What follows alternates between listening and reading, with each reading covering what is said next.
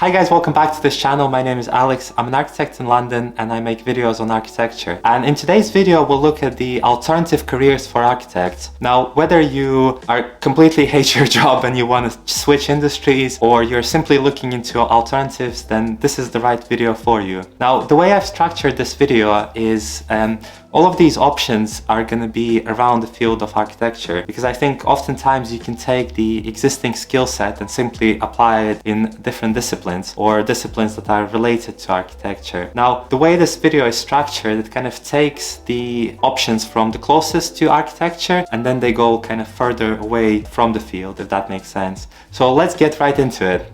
So the simplest way how you can change your career is by simply specializing in architecture, going in depth on one specific area. So if you're kind of not given enough responsibility or you want to have your work to be more interesting, one of the easiest ways to simply go in depth into one of the aspects of architecture. And some of the examples include passive house, it can be conservation architecture, it can be housing extensions, for example.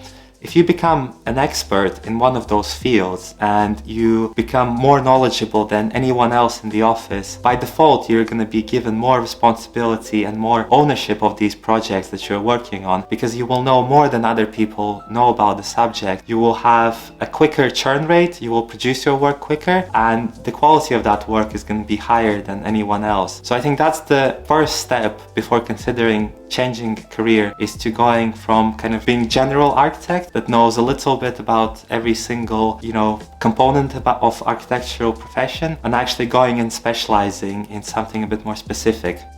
The other thing you can do is to move to fields that are related to architecture. This is a great option for those of us who are completely fed up with long working hours and a low pay. These related fields can be things like working for a contractor, working for a building control, working for one of the product suppliers, and having expertise, for example, in cladding, insulation, or roofing types that architects need. Now, these are a bit more specific jobs and they're less creative, but a lot of them still require your ability to produce designs, to use your CAD skills or your Revit skills, and to use your detailing knowledge. I think in these related fields, the workflow is a bit more linear and you don't have to put extra hours as much in what you're doing. So I think if you're looking for a work-life balance, this is a great option for you.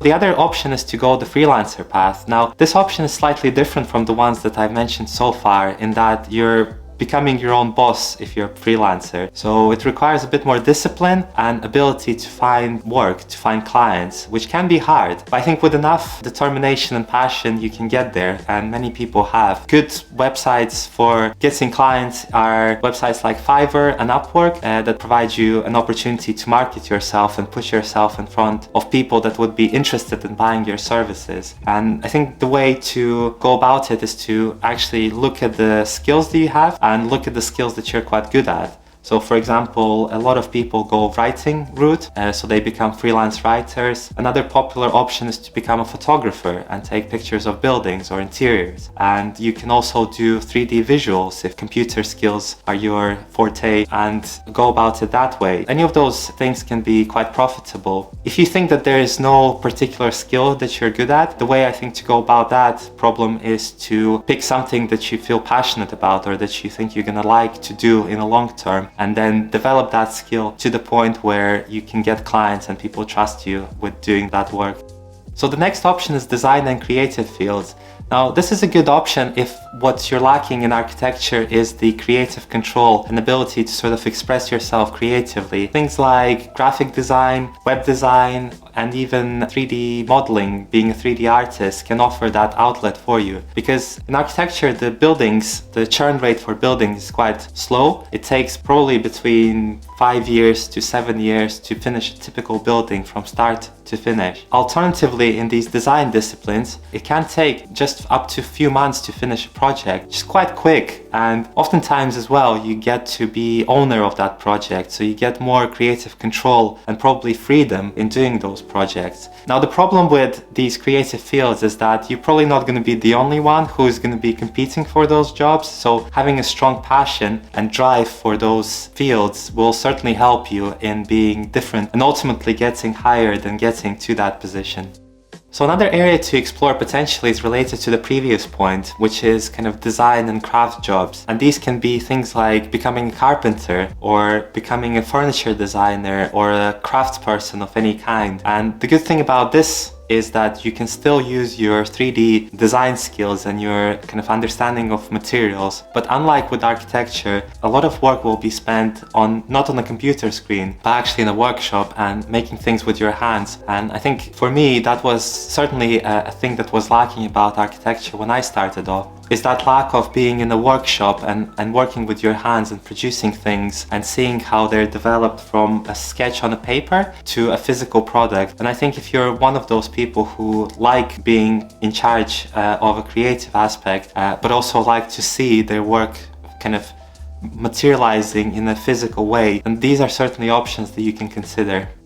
Now, the next area you can get yourself into is the tutoring. Now, this is appealing for people who are into academic aspect of architecture and intellectual aspect of architecture. And it's effectively about taking education in your university and extending it beyond graduation. And it can be a great option for people who do not enjoy stress of architectural practice and much rather focus on the ideas and how concepts are developed. However, there is this aspect of, having to work with students who are often clueless and having to explain them a lot of things. And so I think passion for teaching is also a prerequisite for this.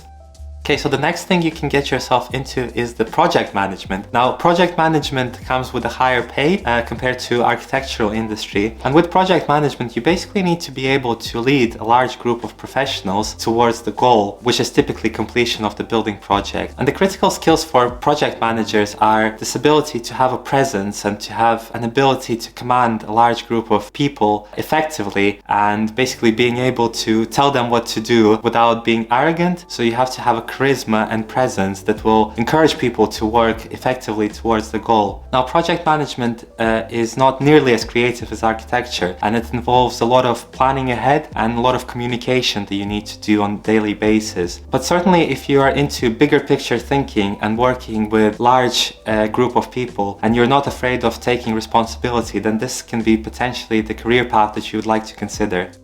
Ultimately, choosing an alternative career path is a deeply personal decision. It will require lots of introspection and kind of asking questions to yourself about what you really want to do, which can take a lot of time. But I think as a starting point, kind of realizing what type of person you are. Are you more pragmatic or are you more artistic type of person? I think will help you a lot, because a lot of these things are to do with the motivation, what drives you. And I think if the artistic aspect is what drives you, then the creative types of fields where you have more ownership over what you do might be a more suitable path for you. Or perhaps if you're more pragmatic and you're motivated less about the artistic aspect, then exploring these other career paths that are less artistic might be the right choice for you. So I hope you enjoyed this video and it was somewhat useful to you, and I will see you in the next one. Thank you very much.